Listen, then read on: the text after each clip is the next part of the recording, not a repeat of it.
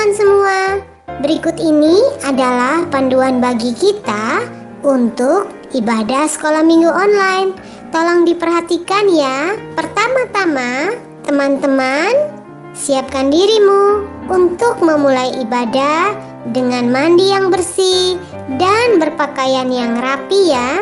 Kedua, jangan lupa bahwa ini adalah ibadah. Kita tidak boleh sambil mengobrol atau makan, bermain, dan lainnya. Kita harus benar-benar serius. Ketiga, bila adik-adik menemukan ada hal-hal yang belum dimengerti, dapat bertanya kepada papa mama kalian. Demikian panduan ibadah Sekolah Minggu Online GBI Matawai. Selamat beribadah. Tuhan Yesus memberkatimu.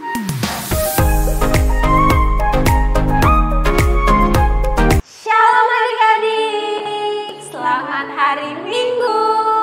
Berjumpa lagi di minggu pertama bulan Mei bersama dengan Kania dan Kak Konli dengan tema Tuhan Yesus tidak pilih kasih, Tuhan Yesus memberi keselamatan buat kita semua. Yeay! Kita akan sama-sama memuji Tuhan ya, dan Kak Konli akan pimpin kita dalam doa. Nah adik-adik, mari lipat tangannya, tutup mata, kita akan mulai berdoa. Selamat pagi Bapak, terima kasih atas penyertaan-Mu hingga di awal bulan Mei ini kami bisa bertemu lagi untuk memuji menyembah Engkau. Berkati ibadah kami pada hari ini Bapak, biar kami bisa memuji menyembah Engkau dengan hati yang penuh sukacita. Siapkan hati kami Bapak, haleluya. Amin. Yeay. Kita akan sama-sama memuji Tuhan, tapi sebelum itu Kania ajak adik-adik di rumah untuk bangkit berdiri. Ya, kita akan sama-sama bersuka cita sesuai dengan tema kita di bulan ini. Tuhan Yesus mengasihi semua. Tuhan Yesus tidak memandang besar, kecil, Tinggi, pendek. Tuhan Yesus mengasihi kita semua. Oleh karena itu, mari kita sama-sama memuji Tuhan. Kita katakan, Yesus cinta semua anak.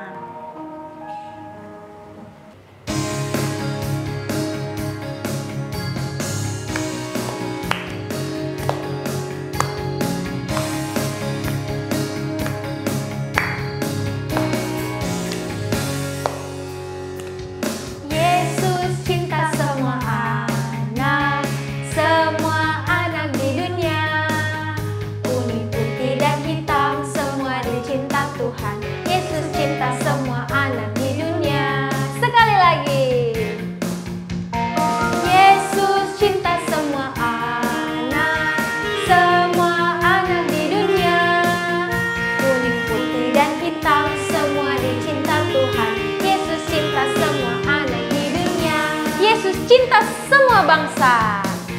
Yesus cinta semua bangsa, semua bangsa di dunia. Kuning, putih, dan hitam, semua dicinta Tuhan. Yesus cinta semua bangsa di dunia. Yesus sayang semua.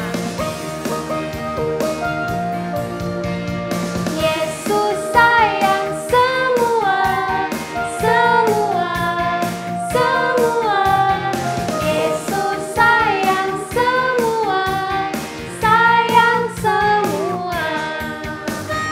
Sayang papa, sayang mama, sayang kakak, sayang adik, sayang kamu, dan sayang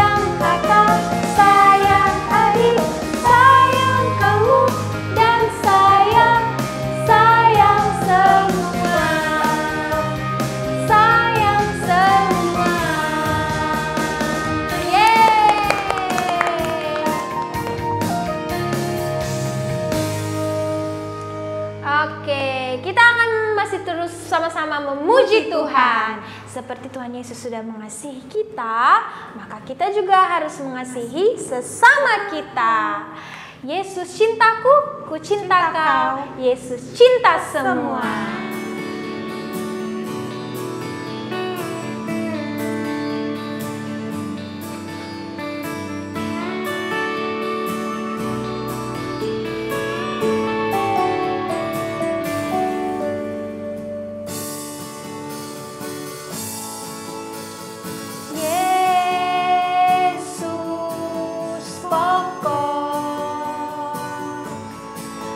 Dan kita caranya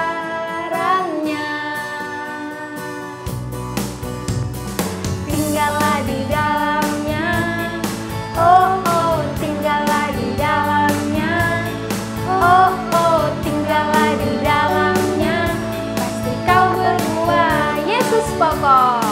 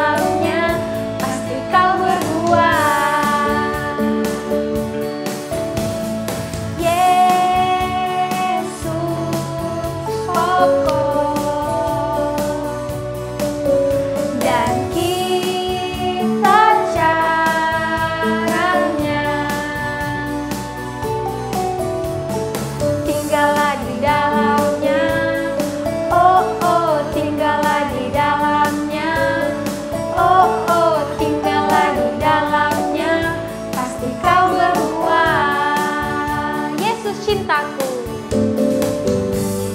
Yesus cintaku, ku cinta kau. Yesus cinta semua.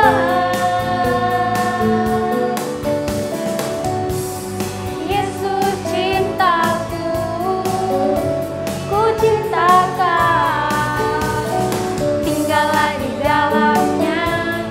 Oh oh tinggallah di dalamnya, oh oh tinggallah di dalamnya, pasti kau berdua tinggallah di dalamnya,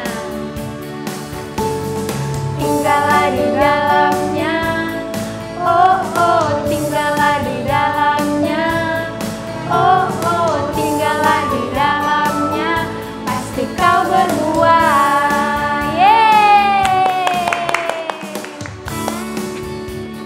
Nah, adik-adik, kita telah memuji Tuhan. Mari siapkan hati kita untuk mendengarkan kisah Alkitab Superbook yang terbaru. Nah, sebelum itu mari kita menyanyikan lagu Yesus Sayang Padaku.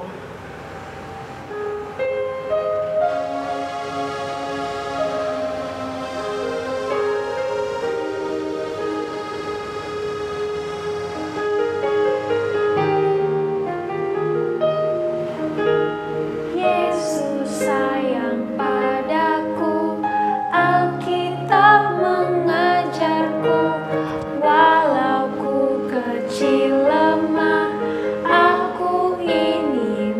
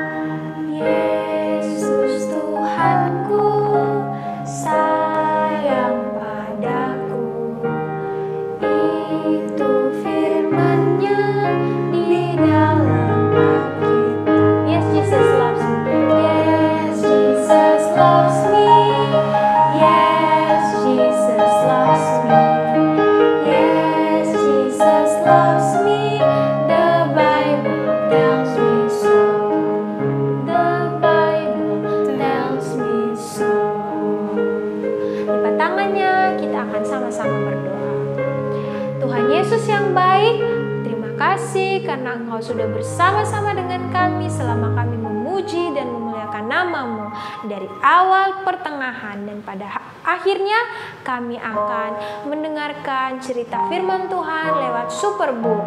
Biarlah apapun yang kami dengarkan bisa tersimpan di dalam hati kami menjadi benih yang tumbuh subur sehingga kami menghasilkan buah yang lebat buat orang-orang di sekitar kami. Roh Kudus yang manis, beri kami hati yang mau mendengar, hati yang mau menerima firman Tuhan. Hanya di dalam nama Tuhan Yesus Kristus kami sudah berdoa dan siap untuk mendengarkan firman Tuhan. Haleluya, amin. Selamat mendengarkan firman Tuhan. Tuhan Yesus memberkati. Shalom adik-adik, selamat datang dalam petualangan Superbook yang baru pada bulan ini. Apa kabar adik-adik di rumah? Kakak senang sekali mendengar kabar adik-adik selalu semangat, selalu sehat dan sukacita.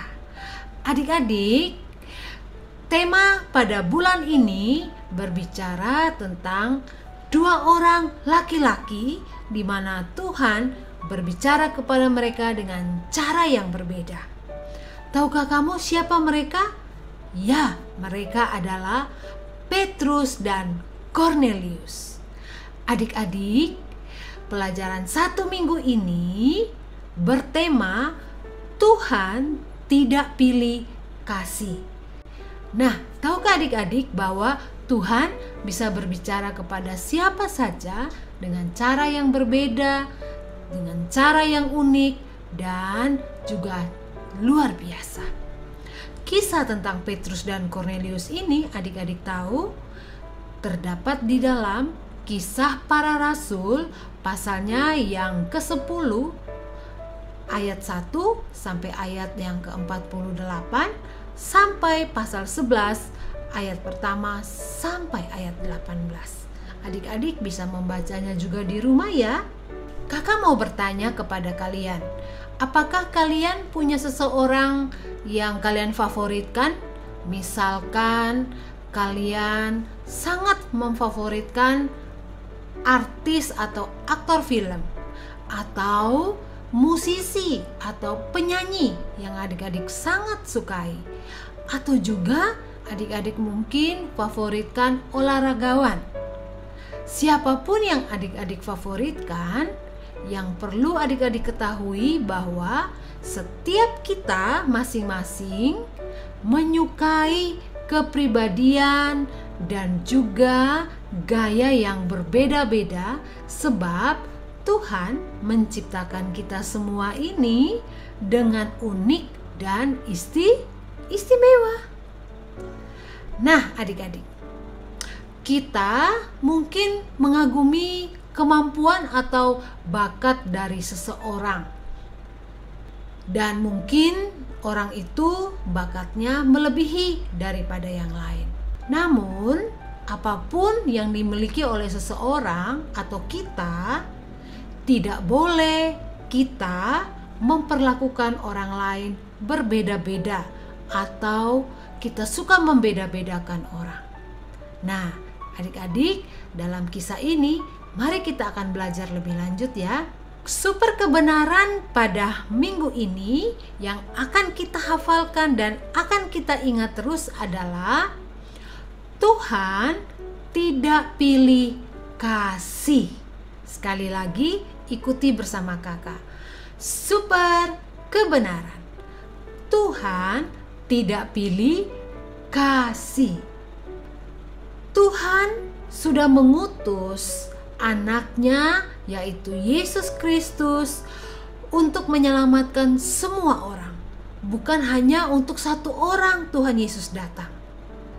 Nah, adik-adik, Tuhan Yesus datang untuk membawa keselamatan kepada semua manusia. Dalam kisah Kornelius ini dan Petrus akan menolong kita untuk memahami bahwa Tuhan itu tidak pernah pilih kasih adik-adik.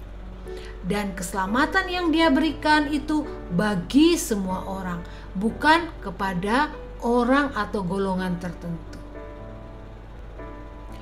Adik-adik, super ayat kita pada minggu ini terdapat di dalam Galatia 3 ayatnya yang ke-28.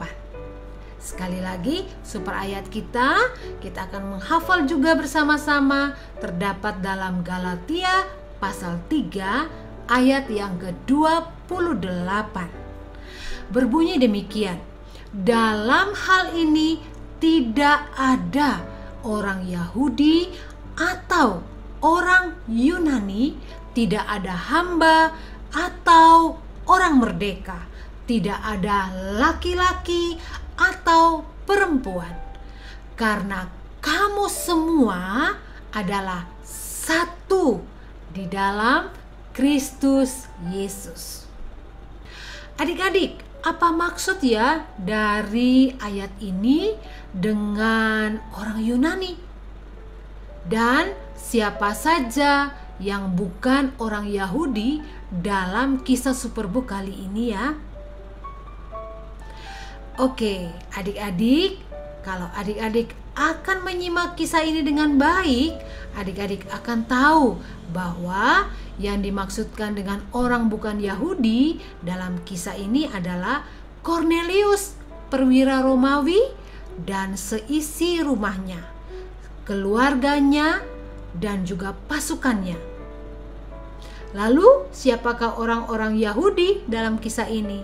Ya, orang Yahudi itu adalah Petrus dan juga keluarganya, saudara-saudaranya, dan teman-temannya. Mereka adalah orang-orang Yahudi. Adik-adik, dalam kisah Superbook ini kita akan belajar banyak tentang hubungan antara orang Yahudi dan orang-orang bukan Yahudi. Dalam super ayat kita tadi menjelaskan bahwa Allah tidak memandang manusia itu dari warna kulitnya, dari jenis kelaminnya, dari suku bangsa yang mana. Tidak adik-adik. Di dalam Tuhan Yesus, kita semua ini adalah sama. Adik-adik, bagi orang Yahudi, orang-orang yang tidak berasal sama dari mereka anggap aneh, mereka anggap najis dan tidak murni. Bahkan adik-adik, terkadang orang-orang Yahudi menganggap mereka juga rendah adik-adik dan meremehkan orang-orang yang bukan Yahudi. Penglihatan Petrus pada waktu dia naik di loteng atas rumah dan dia berdoa di sana, dia mengalami suatu penglihatan adik-adik. Ya, suatu penglihatan dari Tuhan. Dan penglihatan itu serta Tuhan berbicara kepadanya sampai 3 kali adik-adik kepada Petrus. Apa ya penglihatan yang dilihat oleh Petrus? Penglihatan yang Petrus lihat dari Tuhan terdapat di dalam Kisah Para Rasul 10 ayat 11 sampai 16. Mari kita dengarkan. Tampak olehnya langit terbuka, dan turunlah suatu benda berbentuk kain lebar yang bergantung pada keempat sudutnya yang diturunkan ke tanah. Di dalamnya terdapat berbagai jenis binatang berkaki 4, binatang menjalar dan burung. Kedengaranlah olehnya suatu suara yang berkata, "Bangunlah, hai Petrus, sembelihlah dan makanlah." Tetapi Petrus menjawab, "Tidak, Tuhan, tidak. Sebab aku belum pernah makan sesuatu yang haram dan yang tidak tahir." Kedengaran pula untuk kedua kalinya suara yang berkata kepadanya, "Apa yang dinyatakan halal oleh Allah, tidak boleh engkau nyatakan haram." Hal ini terjadi sampai 3 kali, dan segera sesudah itu terangkatlah benda itu ke langit. Nah, adik-adik sudah tahu bukan? apa penglihatan Petrus dari Tuhan? Ya, tapi saat itu Petrus belum mengerti benar apa maksud Tuhan adik-adik. Dan Petrus berdoa meminta pimpinan Roh Kudus pada waktu itu. Adik-adik, kita akan baca ayat lain yang terdapat di dalam Efesus pasal yang kedua ayat yang ke-14. Sebab ia, yaitu Kristus ya adik-adik, ia sendiri adalah damai sejahtera kita yang telah membuat kedua belah pihak menjadi satu dan yang telah menghancurkan tembok permusuhan yang memisahkan. Ayat ini adik-adik menjelaskan kepada kita bahwa Tuhan Yesus datang ke dunia itu untuk memberi keselamatan sekaligus juga menjadi pendamaian adik-adik. Artinya Tuhan Yesus menghancurkan tembok-tembok permusuhan. Ketika Tuhan Yesus mati di kayu salib adik-adik, Dia membawa kedamaian antara orang-orang Yahudi dan orang-orang bukan Yahudi. Jadi adik-adik, segala kebencian, segala kemarahan yang terjadi di antara orang-orang Yahudi kepada orang-orang yang bukan Yahudi itu digantikan oleh Tuhan Yesus dengan damai sejahtera. Jadi hanya Tuhan Yesus saja yang satu-satunya orang yang dapat melakukan hal itu. Luar biasa bukan? Adik-adikku, bagaimana dengan kita saat ini? Tentunya Tuhan mau kakak dan adik-adik semua untuk kita saling tolong-menolong. Untuk apa? Untuk kita hidup tidak membeda-bedakan orang. Untuk kita bisa menghancurkan setiap tembok-tembok penghalang, yaitu tembok permusuhan, tembok yang suka membedakan orang, tembok yang merasa diri benar, dan juga merasa diri hebat adik-adik. Nah, dalam kisah Superbook ini adik-adik tahu kita akan belajar tentang pribadi Kornelius. Siapakah dia? Alkitab mencatat bahwa Kornelius ini adalah seorang perwira Romawi. Adik-adik, perwira pada zaman itu dia adalah kepala pasukan yang memimpin tentara sekitar 60 sampai 80 orang. Banyak juga ya adik-adik. Kornelius ini adalah seorang yang sangat takut akan Tuhan. Artinya, dia adalah seorang yang benar-benar beribadah kepada Tuhan. Dia punya waktu-waktu teratur untuk berdoa, mencari Tuhan. Dan juga dia terkenal karena murah hati. Dia suka menolong orang-orang banyak. Karena itu, Kornelius ini sangat dihormati oleh orang-orang Yahudi pada masa itu. Adik-adik bisa melihat di dalam ayat pertama dan kedua, juga ayat ke-22 dalam Kisah Para Rasul 10. Kornelius ini selain takut akan Tuhan dan juga beribadah kepada Tuhan, Kornelius ini juga sangat menghormati hukum-hukum yang berlaku bagi orang-orang Yahudi. Namun, adat istiadat dari kebiasaan orang Yahudi atau ritual agama mereka, Kornelius ini tidak melakukannya. Misalkan, masalah makanan dan minuman, menurut kebiasaan orang Yahudi, itu mereka tidak boleh makan bersama-sama dengan orang-orang yang bukan Yahudi. Nah, adik-adik, pada suatu sore ketika Kornelius sedang berdoa, tahukah adik-adik bahwa Kornelius pun mendapat penglihatan dari Tuhan? Ya, ada seorang malaikat Tuhan datang diutus oleh Allah kepada Kornelius. Ketika Kornelius melihat penglihatan itu, Kornelius itu sangat kaget adik-adik. Dan apa kata malaikat itu? Kornelius, doamu dan persembahanmu telah Tuhan terima. Tuhan menyuruh aku menyampaikan kepadamu supaya engkau mengutus orang ke Yope. Di sana ada Petrus, engkau dapat menyuruh dia datang untuk dia menyampaikan sesuatu kepadamu. Nah, adik-adik, itu pesan Tuhan lewat malaikat kepada Kornelius. Adik-adik, kira-kira pesan apa ya yang harus didengar oleh Kornelius dari Petrus? Adik-adik, mari kita lanjutkan cerita ini.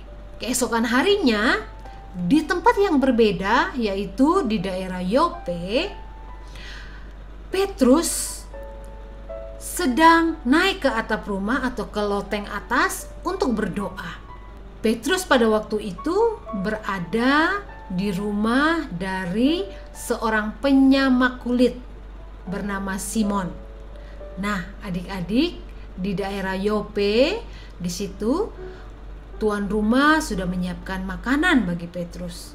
Namun Petrus harus berdoa dulu. Jadi dia naik ke loteng atas dan dia berdoa kepada Tuhan. Ketika Petrus sedang berdoa, tiba-tiba Petrus mendapat penglihatan dari Tuhan, seperti yang kita dengarkan dari ayat firman Tuhan tadi ya. Apa isi penglihatan dari Tuhan ya? Benar adik-adik, dalam penglihatan itu ada sebentang kain yang Tuhan turunkan dari atas, dan di dalam kain itu ada banyak binatang-binatang yang haram atau tidak boleh dimakan oleh orang Yahudi, dan juga ada binatang-binatang yang halal atau tidak haram yang boleh dimakan.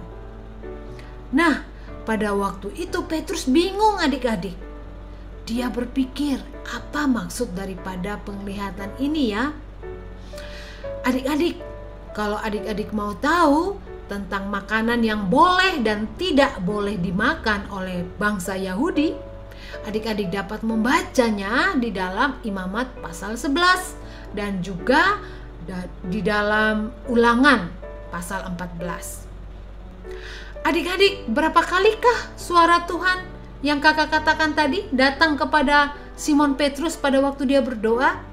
Ya, betul, tiga kali. Adik-adik, kalau sesuatu yang penting pasti akan dinyatakan berulang oleh Alkitab. Dan ini adalah sebuah penekanan. Artinya hal ini penting agar Petrus melakukannya dan tidak boleh diabaikan. Demikian pula dengan kita adik-adik ya. Tuhan tidak hanya berbicara tentang makanan dan tentang hewan di dalam penglihatan itu. Tetapi Tuhan sedang berbicara sebenarnya kepada Petrus dan juga kepada bangsa Yahudi pada masa itu, bahwa Tuhan tidak hanya berbicara tentang makanan dan hewan dalam penglihatan kepada Petrus, tetapi Tuhan sedang berbicara sesuatu yang lebih besar dari itu dan sangat penting, yaitu tentang bangsa Yahudi dan juga bukan bangsa Yahudi. Petrus tidak mengerti, seperti kakak katakan tadi ya, Petrus tidak mengerti arti penglihatan itu, dan Petrus sangat ingin tahu apa maksud Tuhan. Jadi Petrus berdoa minta tuntunan Roh Kudus. Nah adik-adik, ketika Petrus selesai berdoa, tiba-tiba ada yang datang di rumah itu. Ternyata utusan dari Kornelius, ada 3 orang yang datang. Nah adik-adik, singkat cerita, maka Petrus dan utusan yang datang dari Kornelius, mereka pun kembali ke Kaisarea untuk apa adik-adik? Ketemu dengan Kornelius dan keluarganya. Nah adik-adik, bukankah rencana dan waktu Tuhan itu sangat indah?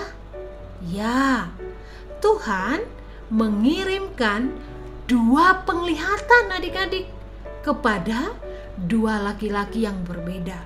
Yang satu adalah Petrus dan yang kedua adalah Kornelius.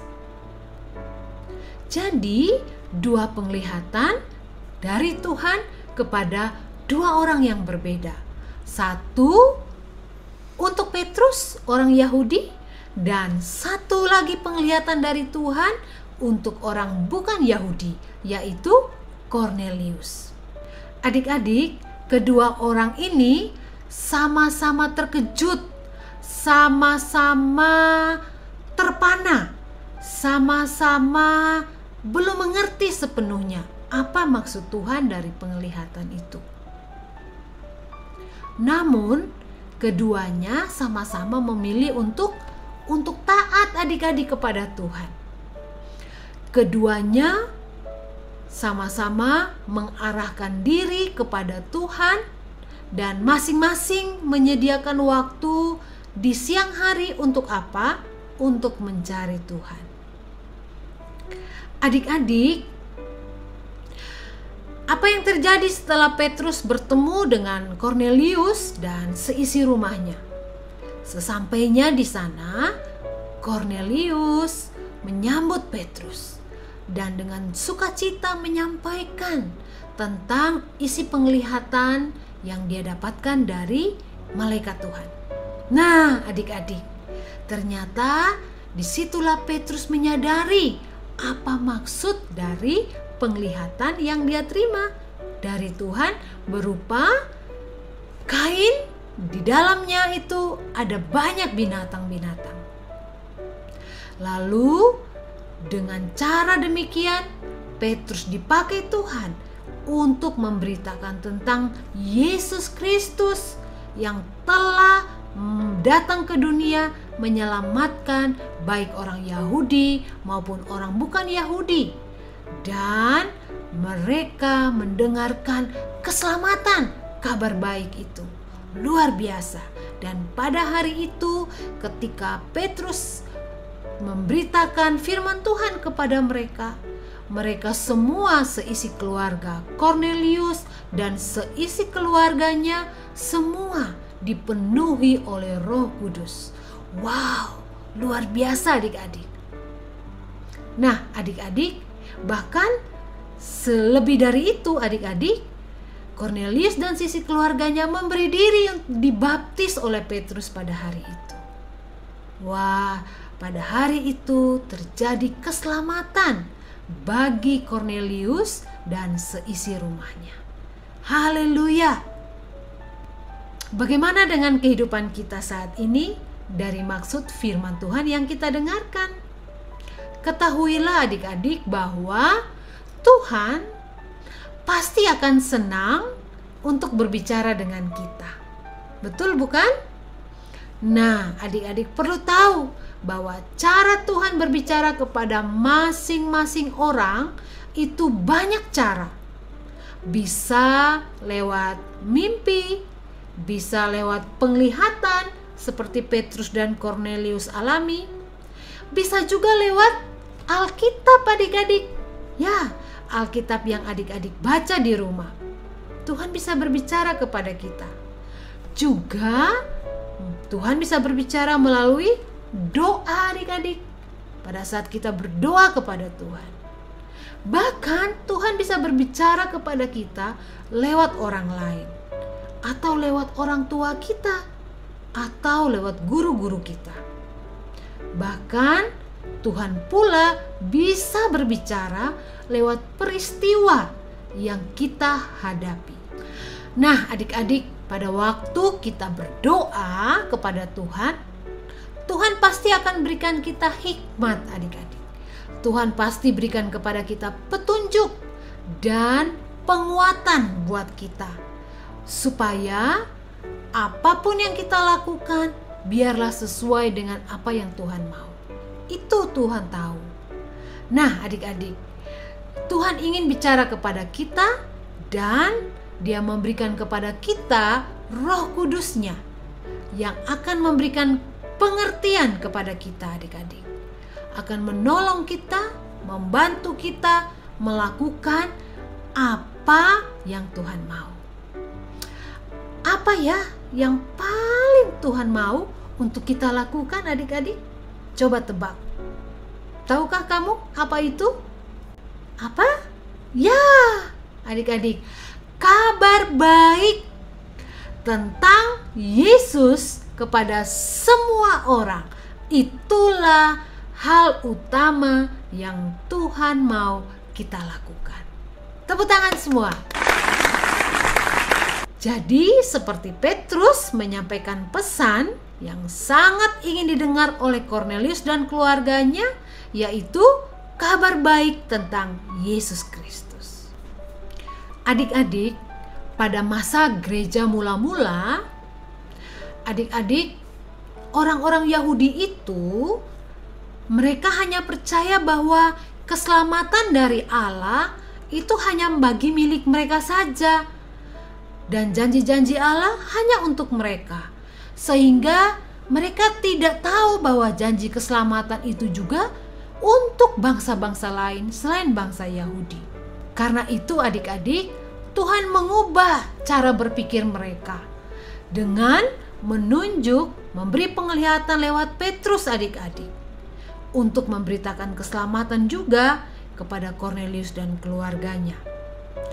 Tahukah kamu adik-adik bahwa kakak dan kalian, kita dipilih oleh Tuhan untuk memberitakan kabar baik.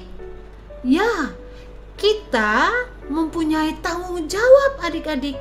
Ketika kita percaya Yesus, kita pula menerima tugas dari Tuhan, yaitu harus memberitakan kabar baik. Dan kita ini disebut duta Allah. Apa itu duta adik-adik? Tahukah kamu? Ya, duta besar itu biasanya adalah orang yang diutus secara resmi oleh suatu negara, mewakili negaranya untuk apa? Untuk negara lain atau bangsa lain, dengan maksud bahwa duta itu mencerminkan perhatian, nilai-nilai dari negara tersebut. Nah, bagaimana dengan kita adik-adik? Kita ini adalah dutanya Tuhan. Berarti Tuhan mau sebagai duta bagi Kristus, kita ini mewakili perhatian dan nilai-nilai dari kerajaan Allah. Tidakkah adik-adik bangga kita ini dipilih sebagai duta-duta Allah? Wow, keren kan? Adik-adik, Tuhan memilih kita menjadi duta atau utusannya Tuhan untuk apa? Selain memberitakan kabar baik, kita juga diutus Tuhan untuk mendamaikan semua orang dengannya. Maksudnya apa mendamaikan? Maksudnya adalah kehadiran kita bagi orang lain itu adalah untuk menolong mereka supaya mereka yang tadinya bermusuhan menjadi baik kembali. Atau mendamaikan itu juga bermaksud menyatukan kembali, memulihkan, dan juga memperbaiki atau mengembalikan hubungan agar menjadi harmonis kembali. Nah, adik-adik, hubungan Allah dengan manusia itu kan sudah hancur oleh dosa.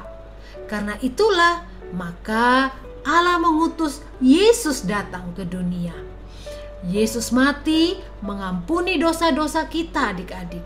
Sehingga dengan demikian hubungan manusia dengan Allah itu kembali dipulihkan. Amin. Nah adik-adik, dengan demikian kita yang percaya kepada Tuhan, kita diberikan kuasa dan tugas untuk apa? Mengajak semua orang adik-adik untuk kembali kepada Allah melalui pesan Injil, yaitu Yesus Kristus tadi. Nah adik-adik, sampailah kepada kesimpulan firman Tuhan kita hari ini. Kesimpulannya adalah kita, kakak dan adik-adik semua, kita adalah duta-dutanya Tuhan. Artinya kita harus selalu ikut pimpinannya Roh Kudus untuk memberitakan Injil Kerajaan Allah yang berisi Yesus Kristus telah datang untuk menyelamatkan semua orang. Sekalipun kita ini berbeda-beda, tetapi Tuhan mau kita harus memberitakan kepada semua orang tanpa membeda-bedakan. Dan dalam hidup kita sehari-hari adik-adik, Tuhan mau agar kita pun juga tidak boleh membeda-bedakan orang, baik dia kaya, miskin, laki-laki, perempuan, warna kulitnya, dan semuanya. Kita tidak boleh membeda-bedakan orang. Ingat itu ya adik-adik ya. Nah adik-adik, amin untuk firman Tuhan. Kakak mengajak mari kita berdoa. Ya Tuhan Yesus, Engkaulah Tuhan dan Juru Selamat kami. Kami mengucap syukur kepadamu pada pagi hari ini ya Bapa. Terima kasih karena lewat kisah Superbook yang kami belajar pada minggu ini mengajari kami bahwa kami dipilih Tuhan, ditetapkan Tuhan menjadi duta kerajaan Allah, supaya hidup kami, cara bicara kami, tingkah laku kami sehari-hari menunjukkan bahwa kami adalah anak-anaknya Tuhan dan kami boleh dipakai Tuhan menjadi berkat bagi banyak orang, sehingga kehidupan kami boleh menuntun mereka untuk mengenal Tuhan Yesus. Tuhan Yesus yang baik, tolong kami dengan pertolongan Roh Kudus agar dalam berteman, bergaul dengan siapa saja, kami tidak boleh membeda-bedakan orang. Kami harus memperlakukan semua orang sama, sebab Tuhan juga mengasihi dan memperlakukan orang sama. Terima kasih Bapa. Berkati adik-adik sepanjang minggu ini dengan kekuatan, kesehatan, perlindungan, dan berkati papa mama adik-adik kami yang ada di rumah bersama dengan keluarga. Tuhan Yesus, kami serahkan kehidupan kami sepanjang minggu ini dalam tangan Tuhan. Ampuni kami di dalam nama Tuhan Yesus. Kami berdoa dan kami mengucap syukur. Amin. Nah adik-adik, demikian ibadah sekolah minggu kita pada pagi ini. Sampai jumpa. Tuhan Yesus memberkati. Shalom. Informasi persembahan sekolah minggu Abi Matawai dapat ditransfer ke rekening BRI Simpedes Unit Pandawai atas nama Pelayanan Abi GBI Matawai nomor 3500 01 038475 535. Terima kasih telah mendukung pekerjaan pelayanan sekolah minggu. Tuhan Yesus memberkatimu. Adik-adik, sampai jumpa minggu depan. Tuhan Yesus memberkatimu.